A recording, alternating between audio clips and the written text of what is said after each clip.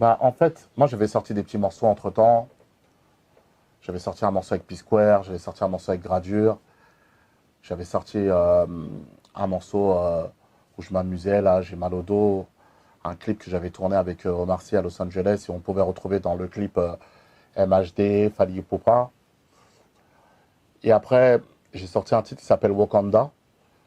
Mais c'était juste par rapport à un voyage humanitaire, parce que l'humanitaire, c'est quelque chose qui c'est quelque chose que je défends ça fait partie de mes valeurs. C'est quelque chose C'est l'une des causes qui te tient à cœur quelque part, qui me tient énormément à cœur. Mhm. Et, j'avais fait le clip entre-temps, en même temps, mais ça a toujours été des démarches, euh, ça a toujours été des démarches du cœur et pas des démarches. Sans grande campagne promotionnelle. Non, quelque voilà, part. vraiment pas. Ouais. Voilà, c'était juste histoire de tenir la forme Tout à fait. et tout ça et tout, d'être là. Mais j'ai préparé un gros album, franchement. Franchement, j'ai préparé un gros On a album. l'opportunité Si d'avoir l'exclusivité, on va le décortiquer un peu. C'est un album de combien de titres? Franchement, je sais pas justement. C'est ça le problème. Mais là, tu as pu enregistrer entre combien 15, de... Non, Ouais. j'ai tellement de titres, Mhm. mais je pense qu'il y aura au moins une quinzaine de titres. 15 titres. Ouais. Qui sont les invités sur ton album? Il y a Fally Ipupa, Ok, il y a DJ Arafat, paix à son âme, Mhm. il y a Sidiki Diabaté, super.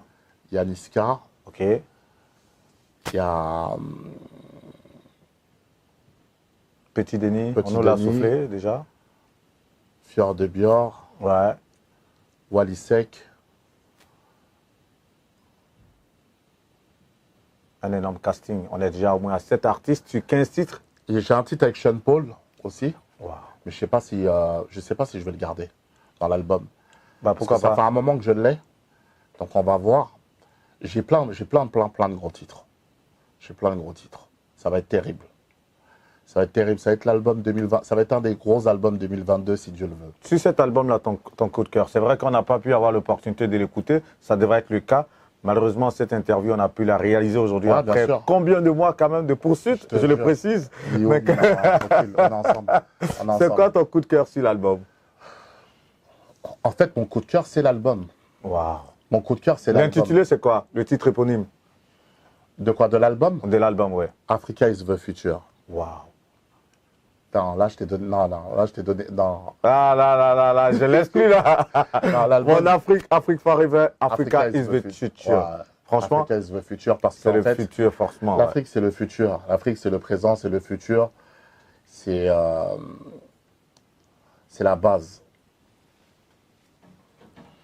L'Afrique te tient tellement à cœur que forcément, tout ce qui concerne le continent aussi, on va l'aborder tout à l'heure en quelques mots. Ouais. Mais je veux qu'on parle encore de cet album. Quelle est sa particularité? La particularité de cet album, c'est que c'est pas un album has-been.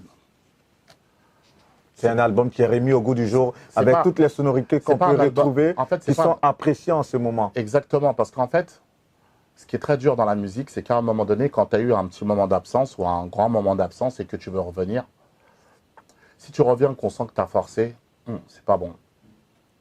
Comme on dit, faut sciencer. Tu peux Ouais. peux pas te retrouver à être. C'est ton tu cri de vois, guerre, ça, faut sciencer. ouais, en faut tout cas, ça sciencer. science beaucoup Il n'y a sur, plus les jaloux. sur Facebook. Les jaloux vont maigrir, là, ça y est, c'est fini. Ouais. Il faut sciencer. Et donc,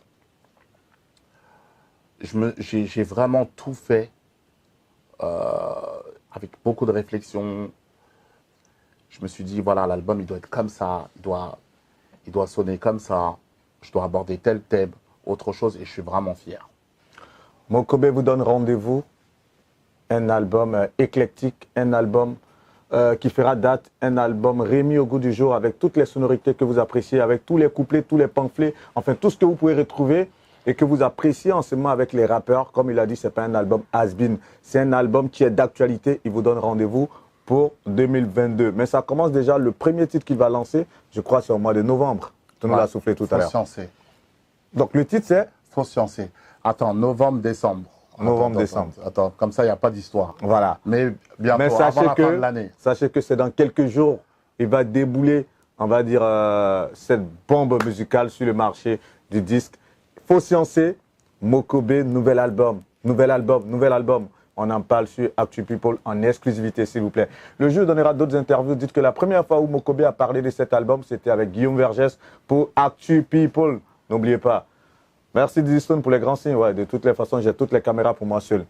L'Afrique, ça t'intéresse. L'Afrique, j'aime bien. On va terminer par la politique française en Afrique. Un mot là-dessus.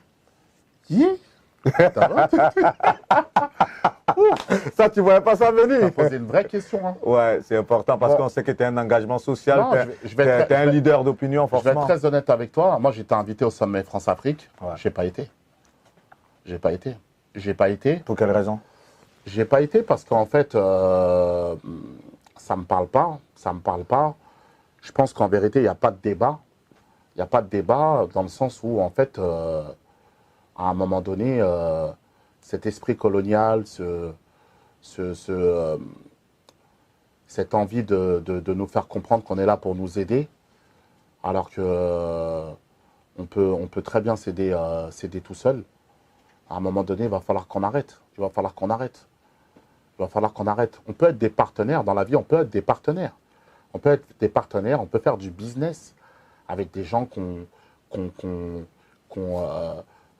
rien à voir, qui sont d'un autre continent ou autre chose. Mais pour moi, c'est du business, c'est 50-50. Tu te sens plus africain que français? Comment? Tu te sens plus africain que français? Mais ce n'est pas une question que je me sens plus africain que français. Moi, je suis africain. Je suis un Africain. Je suis un Africain, je suis fier d'être africain. Maintenant, je suis né en France. J'ai grandi en France. Je suis français. Je suis fier d'être français. Mais je suis un Africain. Pour moi, être africain, c'est beaucoup plus gros, beaucoup plus vaste, beaucoup plus haut que de dire je suis français. Je suis français, ouais, je suis français, je suis fier d'être français. Il n'y a pas de souci. Je n'ai pas de problème avec ça, moi. Mais je suis français, mais je suis un Africain. Tu vois ce que je veux dire? C'est-à-dire que je suis français. Géographiquement, de par ta naissance, voilà. De par ton... enfin, on va dire ta manière de réfléchir, de par ta manière de vivre, tu restes africain parce que... Même parce que mes parents, mes origines, mes racines, ma terre, les ancêtres... C'est l'Afrique. Tout. C'est l'Afrique. C'est l'Afrique. En plus, tu surfes sur plusieurs pays, la Mauritanie, le Sénégal, le Mali. Père, ouais, parce que mon père est malien sénégalais, ma mère est malienne mauritanienne. Ouais. Et donc, moi, c'est l'Afrique et ça ne bougera pas. C'est ton pays de cœur en Afrique. Mais je suis fier d'être français. C'est pas vous venez toquer à ma porte pour reprendre mes papiers. Hein. Ou bien, non, mais tu es hein. C'est pas demain, il y a une alerte. Hein. Non, t'inquiète, ça ne va pas arriver. Forcément, les politiques françaises en Afrique, selon toi, est-ce qu'elles ont pu évoluer quand même? Non, ça n'a pas évolué du tout. Ah ouais. Ça n'a pas évolué du tout. Ça n'a pas évolué du tout. Il faut qu'on se dise la vérité. Ça n'a pas évolué du tout. Mais avec Emmanuel Macron, on a vu moins d'intervention quand même de la France. Je n'ai pas suivi, franchement. La vérité, j'ai même pas suivi le sommet, tout ça et tout. Moi, c'est... Je parle d'interventions militaires qui étaient récurrentes quand même en Afrique, dans toutes les petites crises. Mais là, on a vu qu'avec Emmanuel Macron, quand même, il y a eu un petit bémol à ce niveau, tout de même. Mais c'est même pas un bémol, c'est un gros bémol. C'est un gros bémol. Mais ça, c'est même pas... on peut parler d'Emmanuel Macron, mais c'est de l'histoire de la France en Afrique. C'est l'histoire de la France en Afrique qui pose un problème. On peut dire tout ce qu'on veut, l'histoire de l'Afrique, l'histoire de la France en Afrique, c'est un problème. C'est un problème, et en fait, ça aurait pu ne plus être un problème aujourd'hui quand tu vas au Ghana, quand tu vas au Nigeria. Ils peuvent avoir tous les problèmes que tu veux. D'accord? Il y a eu cette colonisation anglaise, donc pays anglophone, ok, très bien. Mais est-ce qu'aujourd'hui, ils ont ce problème-là avec l'Angleterre? Non? Est-ce qu'aujourd'hui, tu entends que le ministre anglais a décidé qu'il fallait intervenir ou on n'est pas content d'eux ou je ne sais pas quoi? Nous, en fait, quand tu suis les médias, il y a des gens qui interviennent et qui parlent pour le Mali, qui vont parler pour le Sénégal, qui vont parler pour la Côte d'Ivoire, qui vont parler pour tous les pays francophones africains et qui vont dire oui, vous devez faire comme ça, mais ça ne va pas la tête.